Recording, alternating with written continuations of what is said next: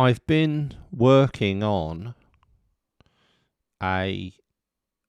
something that I've learned just recently, and I've been this is what I do. If I have a practice that works, so let's say you've got something like and do this, because everybody's different and you need to find what works for you. But let me give you an example. You can experiment with your meditation practices and your stress management and emotional regulation practices. What should happen, in fact, what will happen if you stick with meditation? So let's say, for example, I don't know, something 60 days. There's I suppose around about that. Let's say you're totally new and you start meditating at the end of 60 days of regular meditation. The most important thing that will have happened, actually, is that you'll be getting biofeedback. You'll be getting feedback from your body. And it will be telling you how you feel. And so this is actually what puts off a lot of meditators. Just slight diversion here. There are a few stumbling blocks. Stumbling block number 1, encounter the mind, don't like it, don't want to go there. Go back to having a glass of wine, watching the TV. Hi, Matt. Both of the Matts here tonight. Good. So one goes back into the matrix because you don't like it, and that can happen straight away, and it can also happen at various other stages through the practice. If it does, don't worry, because once you've taken the red pill, that's it. You have to, sorry about the matrix analogy, but as one of my students from whom I've actually probably learned as much as he learned from me, said, you only need one taste to know the ocean's salty. So the things that you learn about meditation and mindfulness in your mind, let's click, it's there, it doesn't go away. Just because you're not engaging in the practices, don't think that that's a kind of dead end. That's it, I'll give up. This is a very typical response. Instead, recognize that it's 3 steps forward, 2 steps back. So that's a diversion, and a very common diversion is for us to, in the early days, not get on with the mind.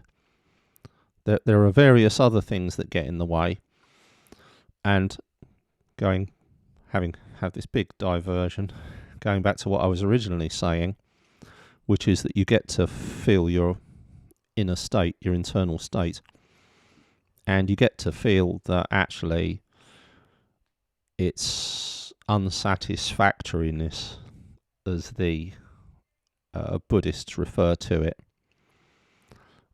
So you're kind of confronted with your own unsatisfactoriness. And now that is almost invariably a feeling.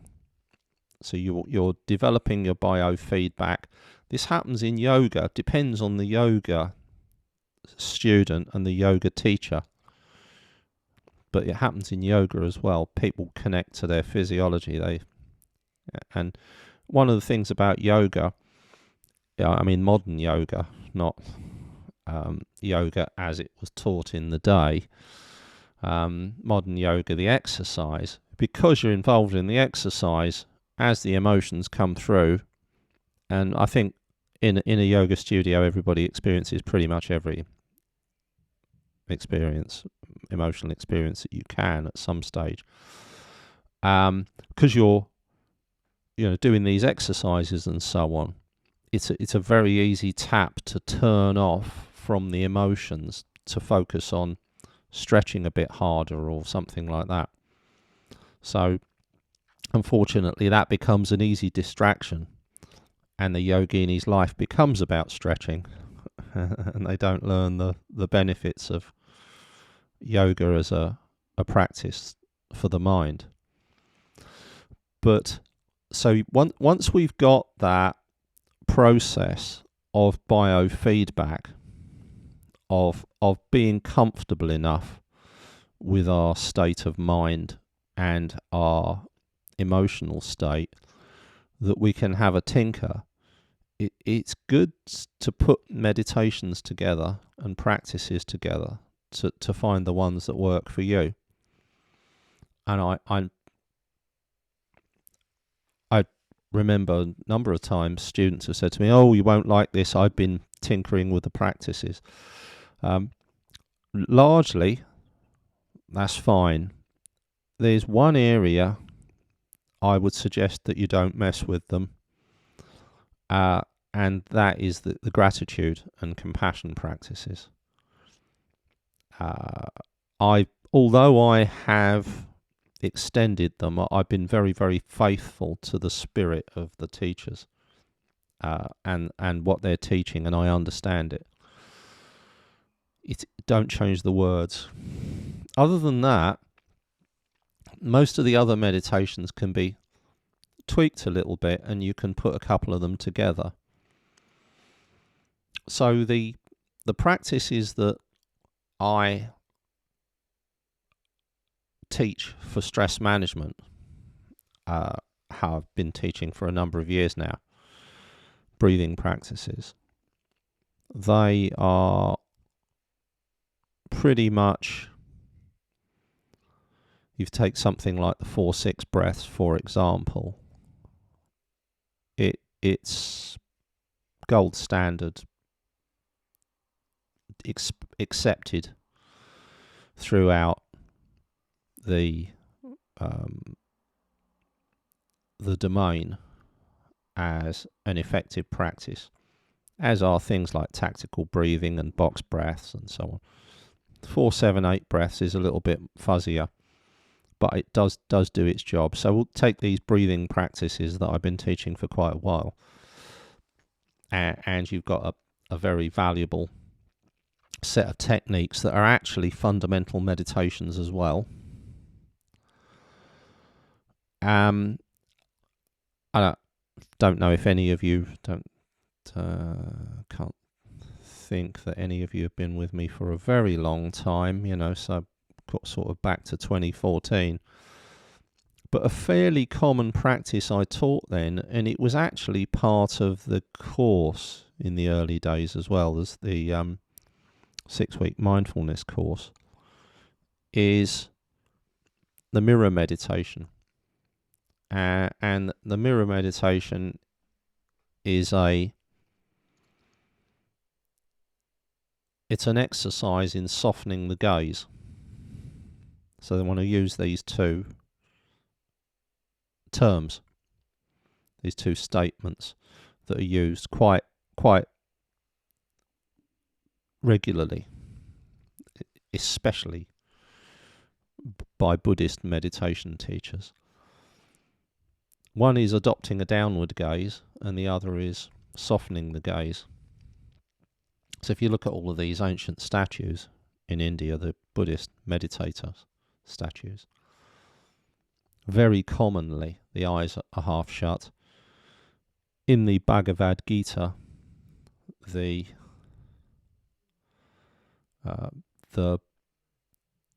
advice from the instructor of yoga, who just happens to be the being that is the manifestation of the entire universe. So I suppose what he says has a significant weight simply because of that. Bearing in mind I'm an agnostic, is that one should look down past the tip of the nose. And he doesn't stress what you should focus your eyes on something. It's just a general downward gaze. So adopting a downward gaze has been part of meditation practice for 3,000 years. And softening the gaze is a consequence of adopting a downward gaze. And that in a nutshell is the mirror meditation. So what we're going to do today is I'm going to run through the mirror meditation, which is a practice in learning to soften the gaze, we're then going to use some techniques that are pretty good at managing stress. And I've taken both of these techniques, and quite typically I've combined them into one because it's more powerful. So if you have technique A and technique B, and they're kind of this powerful, the whole is greater than the sum of the parts. So when you put them together, it really is a very interesting experience for anybody who can easily tap into whatever the level of anxiety they have. Okay, which will, you have to meditate for a while to be able to do that as a rule. Okay, so having said all of that, now's the time to meditate. So let me just get the bell.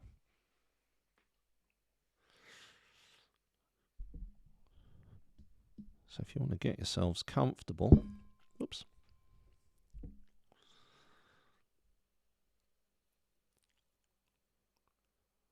Just bring your attention,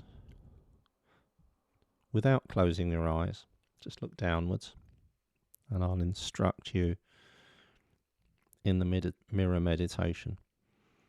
Once you've spent a few moments noticing the sound of the bell moving through time,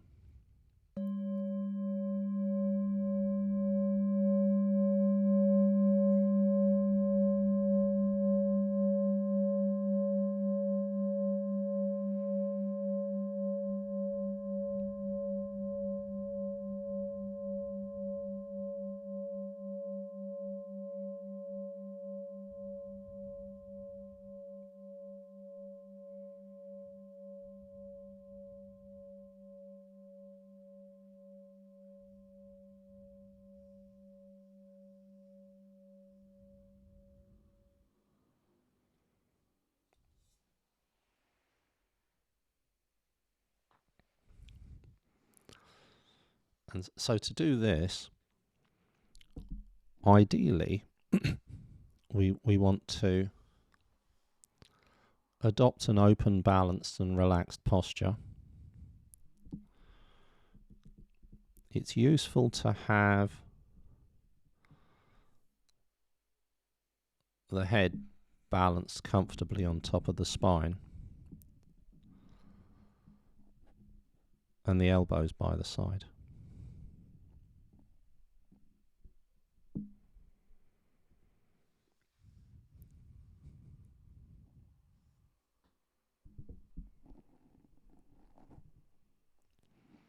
And the downward gaze is less about what you're looking at, and it's more about what you can't see. So if you look down far enough so that you can no longer see what is directly in front of you horizontally.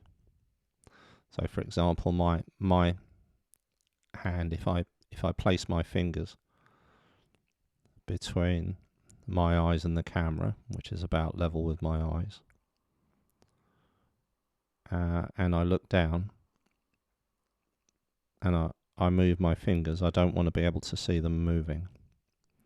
That's how far down to look.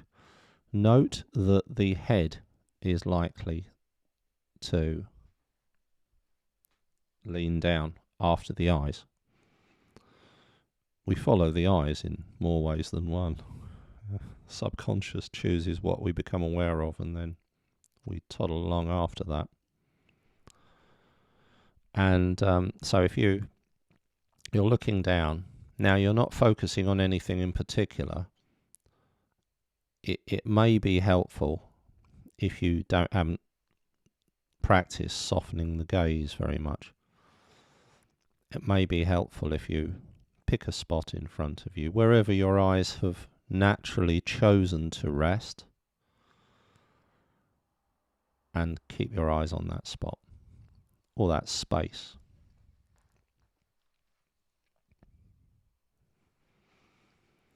And then check in with your physiology. You want the head balanced on the spine. You want the elbows by the side. Tongue up against the back of the top teeth. Gently in contact with the sharp part of the bottom teeth. And now, if you place your fingers to either side at 90 degrees, you're looking down in front of yourself. And if you wiggle your fingers, you'll be able to see them. That's what's known as your peripheral vision.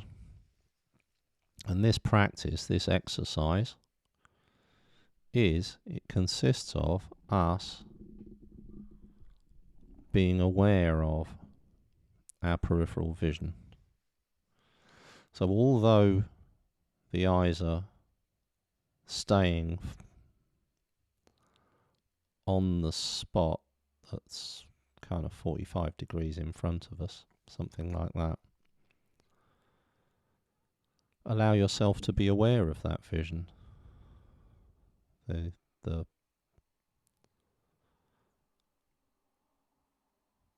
instance, sitting here, there's a curtain to my right, and it has a colour, so I can be aware of that. And this furniture to the left, and that has colour, and I can be aware of that.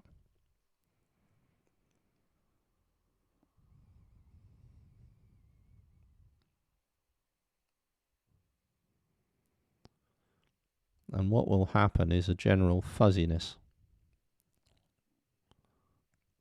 And that fuzziness is all right, because that's what happens when we stay with our eyes on something for a long time. It's as designed.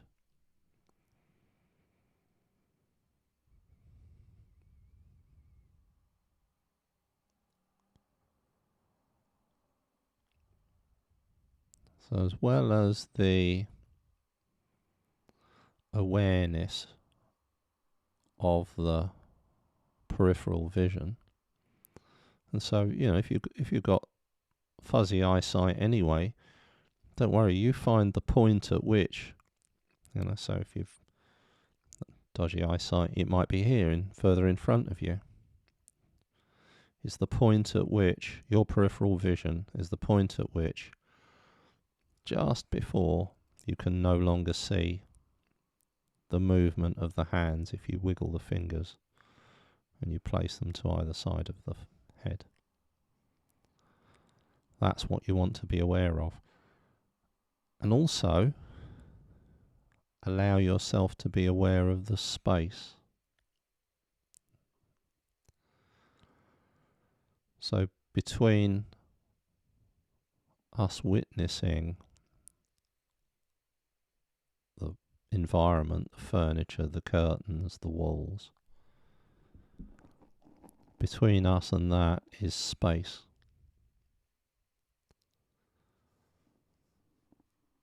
So allow yourself to be aware of that space. It's not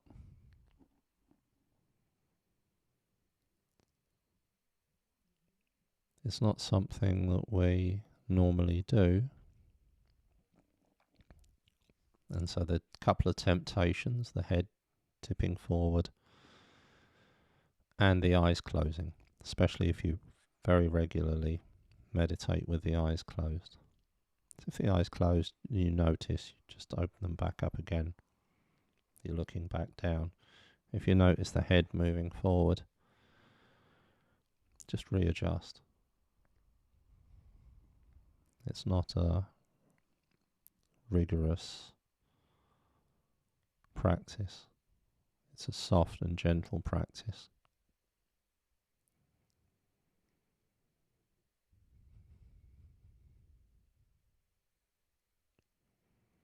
So this is what I learned as the mirror meditation.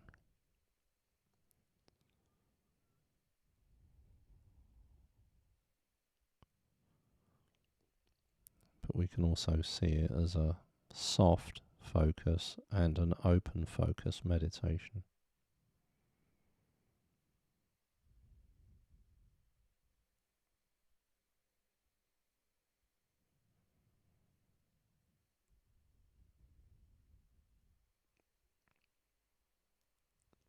We're just letting an awareness of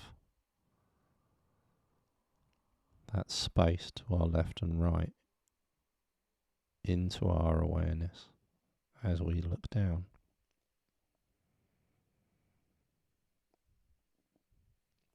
Just practice this for a minute or two.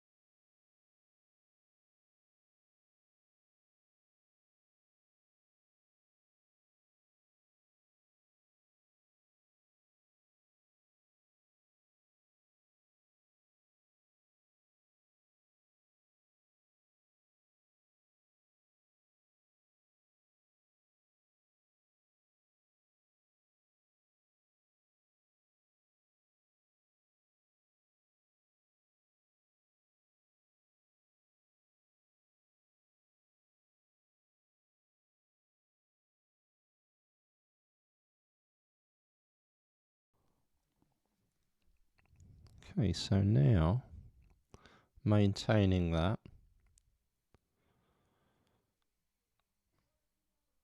so most of you have done the 4-6 meditation. Breathing in for 4 seconds, breathing out for 6. And the way to do it when you don't have a device to use to regulate the time is to count it in your head. So as you're breathing in, you count in your head 1, 1000, 2, 1000, 3, 1000, 4, 1000. as you breathe out. 1, 1000, 2, 1000, 3, 1000, 4, 1000, 5, 1000, 6, 1000. 1, 1000, 2, 1000, 3, 1000, 4, 1000. 1, 1000, 2, 1000, 3, 1000, 4, 1000, 5, 1000, 6, 1000. So if you just plug into that for a moment, we'll try a few iterations. Your eyes are still looking down and you're still allowing yourself soft gaze, letting in to the awareness, the visual awareness, whatever you perceive around you, but with the eyes downwards. And you're noticing the breath rising and falling, and counting the duration of the in-breath and the out-breath.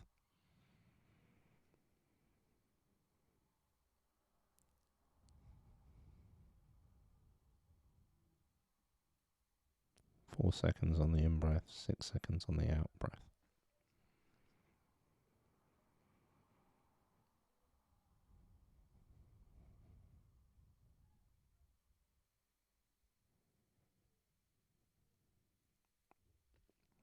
Okay.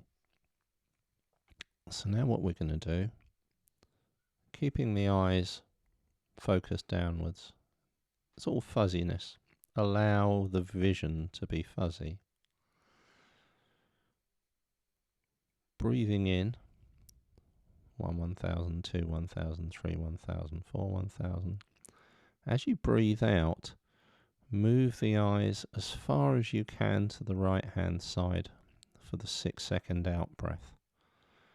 So that's 1, 1000, 2, 1000, 3, 1000, 4, 1000, 5, 1000, 6, 1000. And then breathing in, 1, 1000, 2, 1000, 3, 1000, 4, 1000. Bring the eyes slowly back in front of you. And then to the left, breathing out, looking down, 1, 1000, 2, 1, and to the left, eyes to the left. And then forward.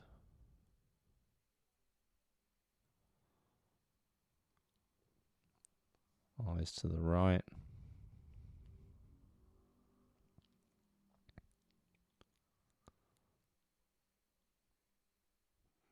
Eyes back to the front. So you're just counting that in your head. Looking to the left for 6 seconds. Bringing the eyes back to the front for 4. Looking to the right for 6 seconds.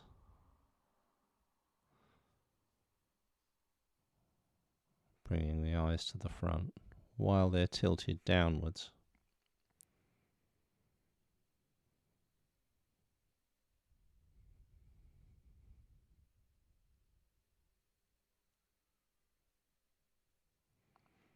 So it's taking us 6 seconds to move the eyes to the right or to the left, and 4 seconds to move it back in front of us.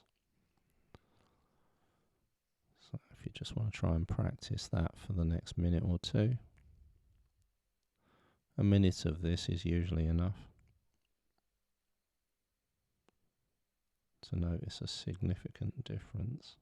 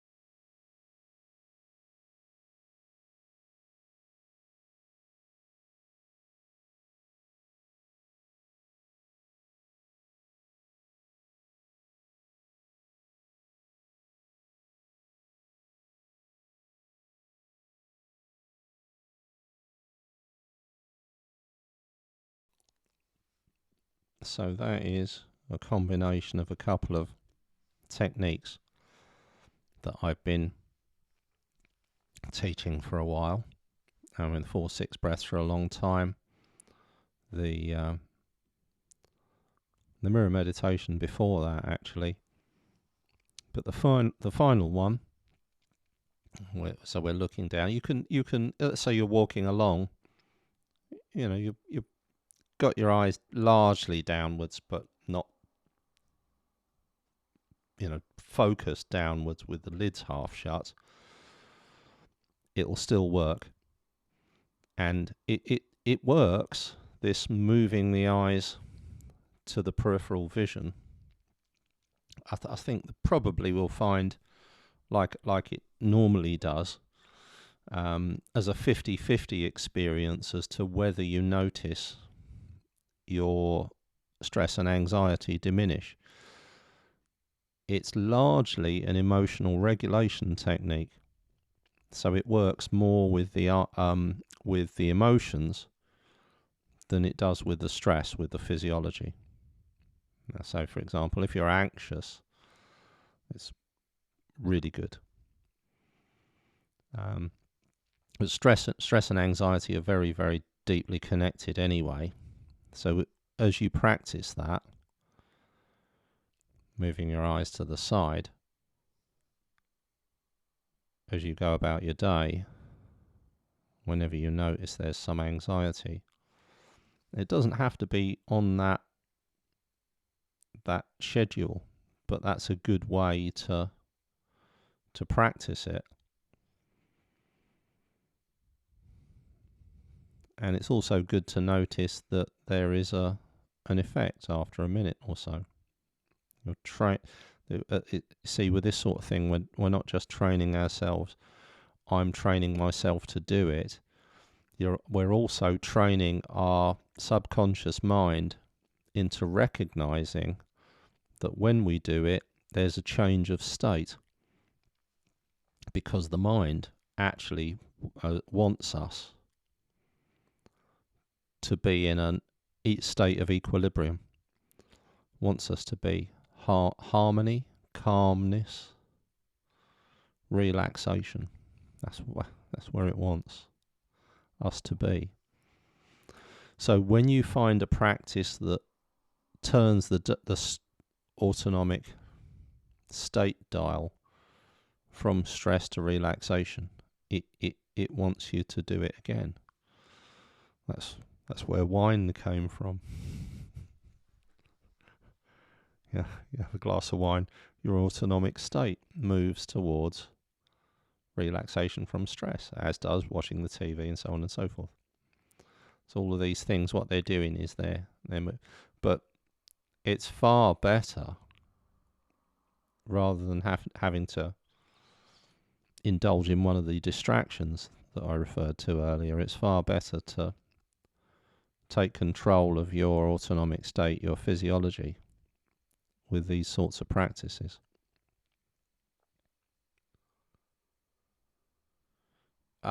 So Carol mentions, thank you, that it's difficult to breathe out for 6 seconds. Not at all unusual.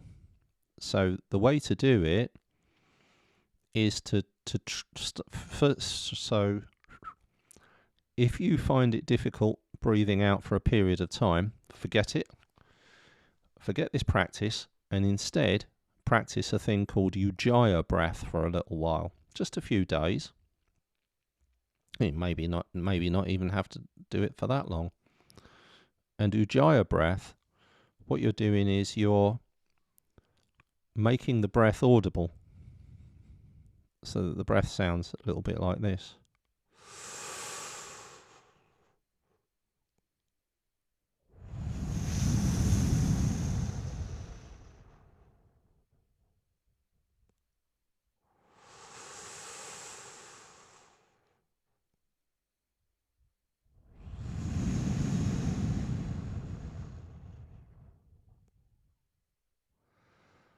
So, there's a distinct element of waves.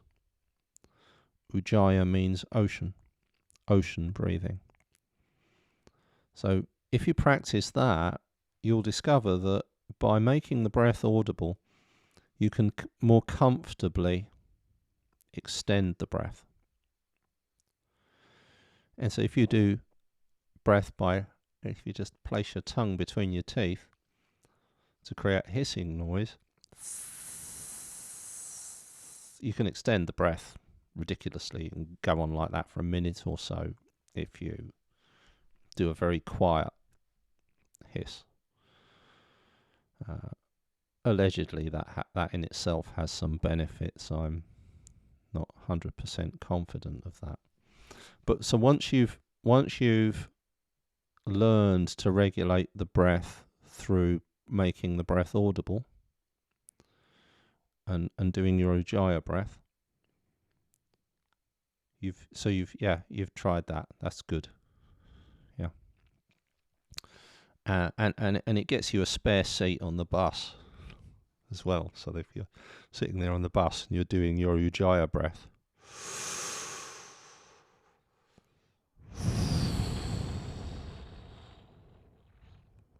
nobody comes and sits next to you. I mean, when we go back to actually being able to sit next to each other, you'll have a tool in your armory for a little bit of personal space. And that works for you as well, Nikki. That's brilliant to hear that. Yeah. So just don't worry about the practice I've just taught you, which is really, it's an extension of the 4-6 breaths and the mirror meditation and the eye movement. And there's a whole therapy that's developed around the eye movement, but all that happened is they noticed something that human beings do, and all of these are actually, it does work, doesn't it? All of these are actually practices that they're either ancient or they're inbuilt. So people discover these on their own. If you, I'm sure you'll have heard people say, if you get stressed out, you just take some deep breaths. It's part of our culture and it's part of our physiology. And so once you've tried that for a while, you'll probably find that your state changes in a beneficial way. And if there's any anxiety, it'll be diminished. Not everybody, like everything is on a spectrum. All of these practices are on a spectrum. From somebody will learn this and it will change their life, and somebody else will learn it and I get no benefit. I don't know what it's all about. Okay, so that's it for tonight. It's eye movement, breathing, softening the gaze, and adopting a downward gaze, the mirror meditation, all rolled into one. And I understand there's quite a lot. Only do this if comfortable.